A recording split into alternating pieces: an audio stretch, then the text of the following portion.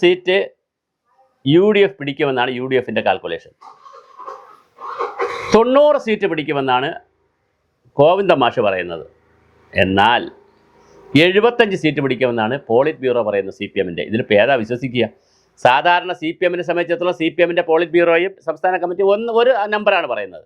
പക്ഷേ ഇത് സംസ്ഥാന കമ്മിറ്റി പറയുന്നത് 90 പിടിക്കുമെന്ന്, മറ്റവർ പറയുന്നത് 100 പിടിക്കുമെന്ന്. ഇതിപ്പോൾ കഴിഞ്ഞ പ്രാവശ്യം ഈ ലോക്സഭാ തെരഞ്ഞെടുപ്പ് കഴിഞ്ഞപ്പോൾ ഇതുപോലൊരു ഇൻ്റർവ്യൂ ഉണ്ടായിരുന്നു ഗോവിന്ദ മാഷുമായിട്ട്. അപ്പോൾ ഷാഫി ജയിക്കുമോ വടകരയിൽ? ഷാഫി തോറ്റുപോകും. രാജ്മോഹൻ ഉണ്ണിത്താൻ 8 നിലയിൽ പൊട്ടും. ഇങ്ങനെ ഓരോരുത്തരെയും ചോദിച്ച് എല്ലാവരും തോറ്റു. അദ്ദേഹം പറഞ്ഞ എല്ലാവരും തോറ്റു, അല്ല അദ്ദേഹം പറഞ്ഞ എല്ലാവരും ജയിച്ചു, തോക്കുമെന്ന് പറഞ്ഞാൽ എല്ലാവരും ജയിച്ചു. അദ്ദേഹത്തിൻ്റെ പാർട്ടിയിൽ എല്ലാവരും തോറ്റു.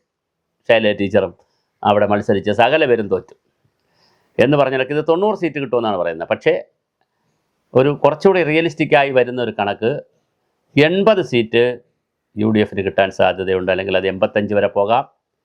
60 മുതൽ 65 വരെ സീറ്റിലേക്ക് 60 മുതൽ 55 മുതൽ 60 സീറ്റിലേക്ക് വരെ പോകാനുള്ള സാധ്യത എൽ ഡി എഫ് കാണുന്നു. 0 മുതൽ ഒരു 5 സീറ്റ്.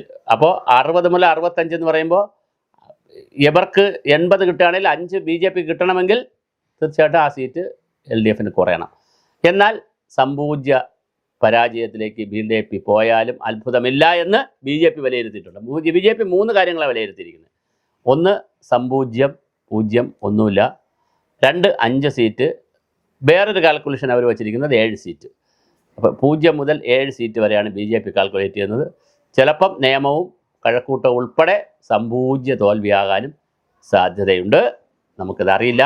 എന്തായാലും 80+ലേക്കാണ് യു ഡി എഫ് കയറി നിൽക്കുന്നത്. പിന്നെ അട്ടിമറി നടക്കുകയാണെങ്കിൽ അതാണ് തരംഗം എന്ന് പറയുന്നത്. അട്ടിമറികളാണ് പിന്നല്ല.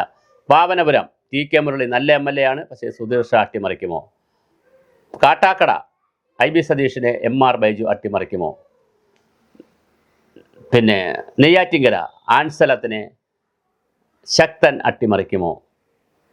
അരുവിക്കര VS ശിവകുമാർ സ്റ്റീഫനെ അട്ടിമറിക്കുമോ? ഇതെല്ലാം അട്ടിമറി വിജയങ്ങളായിരിക്കും. വർക്കലയിൽ കഹാർ വീണ്ടും വന്നു, അത് ജോയിയെ അട്ടിമറിക്കുമോ? ഇങ്ങനെ തുടങ്ങി ഓരോ സ്ഥലത്തായിട്ട് എടുത്തു കഴിഞ്ഞാൽ അട്ടിമറി വിജയങ്ങളുണ്ട്. ആ അട്ടിമറി വിജയങ്ങൾ വരികയാണെങ്കിൽ രാജീവ് തോറ്റു പോകുമോ? വീണ ജോർജ് തോറ്റിട്ട് അഫിൻ വർഗി ജയിക്കുമോ? പഴകുളം മധു തോറ്റിട്ട് പ്രമോദ് നാരായണൻ തോറ്റുപോയിട്ട് പഴകുളം മധു ജയിക്കുമോ റാന്നിയിൽ?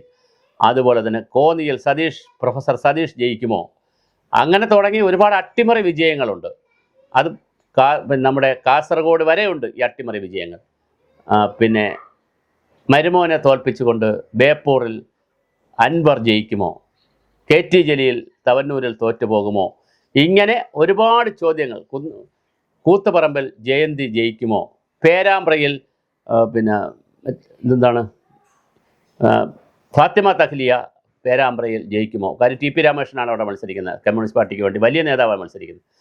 അപ്പോൾ ഇങ്ങനെ ഓരോരുത്തരായിട്ട് വരുമോ, മത്സരിക്കുമോ, ജയിക്കുമോ എന്നുള്ള ചോദ്യം വളരെ പ്രധാനമാണ്. ഒരുപാട് അട്ടിമറി നടക്കാൻ സാധ്യതയുണ്ട്. അങ്ങനെ അട്ടിമറി നടക്കുകയാണെങ്കിൽ വളരെ വലിയ പ്രശ്നമാണ് ഉണ്ടാവുക. തീർച്ചയായിട്ടും 80 സീറ്റിൽ കൂടുതൽ കിട്ടണമെങ്കിൽ ഞാൻ ഈ പറഞ്ഞ മണ്ഡലങ്ങളിലൊക്കെ വലിയ അട്ടിമറി നടക്കണം. അട്ടിമറി നടക്കാതിരുന്നാൽ നോർമൽ കേസിൽ 75-നും 80, മാക്സിമം 85-നകത്താണ് UDF-കാർ പറയുന്നതിൽ ഒരു റിയാലിറ്റി ഉള്ളത്. അല്ല LDF ആണ് പറയുന്നതെങ്കിൽ ഒരു 70-75 സീറ്റ് അവർക്ക് കിട്ടാനുള്ള ഒരു റിയാലിറ്റി അവർ പറയുന്നുണ്ട്. എന്തായാലും 80-നകത്ത് കിടന്ന് കറങ്ങാനേ സാധ്യതയുള്ളൂ. 2 കൂട്ടർ പറയുന്നതിലും കാര്യമില്ല. 100 അടിക്കും, സെഞ്ചുറി അടിക്കുമെന്നും 90 അടിക്കുമെന്നൊക്കെ 2 കൂട്ടരും പറയുന്നതിനകത്ത് ഒരു കാര്യമില്ല. അപ്പോഴും BJP ഒരു തേർഡ് ഫോഴ്സായി വന്നു നിന്നിട്ട് സമ്പൂർണ്ണമായി ജയിക്കുമോ, 0-ലേക്ക് പോകുമോ? അതോ ഈ അവർ പറയുന്ന പോലെ 1 അല്ലെങ്കിൽ 2, 3, 5, 7 ഒരു നമ്പറുകളാണ് അവർ പറയുന്നത്. 11 വരെ അവർ പറയുന്നുണ്ട്. കാട്ടാക്കട, നേമം, കഴക്കൂട്ടം, അതുപോലെ തന്നെ ചാത്തന്നൂർ, തൃശ്ശൂർ, പാലക്കാട്, മണലൂർ, നാട്ടിക, മഞ്ചേശ്വരം, പിന്നെ കുന്നത്തുനാട്, ഇങ്ങനെ തുടങ്ങിയിട്ടുള്ള 10-11 മണ്ഡലങ്ങൾ BJP പറയുന്നുണ്ട്. അവിടെയൊക്കെ എന്ത് സംഭവിക്കും? പക്ഷേ ഒരു കാര്യം ശരിയായിരിക്കും, ഒരു 10-30 മണ്ഡലങ്ങളിലെങ്കിലും BJP 2ാം സ്ഥാനത്ത് വരാൻ വലിയ സാധ്യതയുണ്ട്. അപ്പോൾ BJP നമുക്ക് തേർഡ് പൊസിഷനിൽ നിൽക്കുന്ന ഒരു ഫോഴ്സായി തന്നെ BJP കാണേണ്ടി വരും. പക്ഷേ അപ്പോഴും ഞാൻ ഈ പറഞ്ഞ പ്രശ്നങ്ങൾ ഉണ്ട്. അത് നോക്കി വരുമ്പോൾ ഞാൻ ഈ പറഞ്ഞ പോലെ കോൺഗ്രസ്സിന് ആണ് അനുകൂലമായിട്ടാണ് നമ്മൾ ചിന്തിക്കുകയും അങ്ങനെ ജയിക്കുമെന്ന് വിലയിരുത്തുകയും ചെയ്യുമ്പോഴാണ് 80+ കഥ നമുക്ക് കിട്ടുന്നത്. 80+ലേക്ക് കോൺഗ്രസ് പോകാനുള്ള സാധ്യതയുണ്ട്. അങ്ങനെ 80+ലേക്ക് പോയാൽ അറൗണ്ട് 60ക്ക് താഴെയായിരിക്കും ആര് നിൽക്കുക, ഈ CPM നിൽക്കുക. അല്ല, BJP പറയുന്ന ന്യായം ഇവിടെ വർക്കൗട്ട് ചെയ്യുകയാണെങ്കിൽ ഒരു തൂക്കസഭ വരാനുള്ള സാധ്യതയും നമുക്ക് എഴുതി തള്ളാനാകില്ല. എന്തായാലും നമ്മൾ പെട്ടിക്കകത്തിരിക്കുന്ന ഒരു കാര്യത്തെക്കുറിച്ച്, തുറക്കാത്ത ഒരു ഭൂതത്തെക്കുറിച്ച് നമ്മൾ ആവലാതിപ്പെടുകയാണ്, വേവലാതിപ്പെടുകയാണ്. ഇത് മാത്രമേ നമ്മുടെ മുന്നിൽ കരണീയമായിട്ടുള്ളൂ. എന്തായാലും നമുക്ക് കാത്തിരുന്നു കാണാം.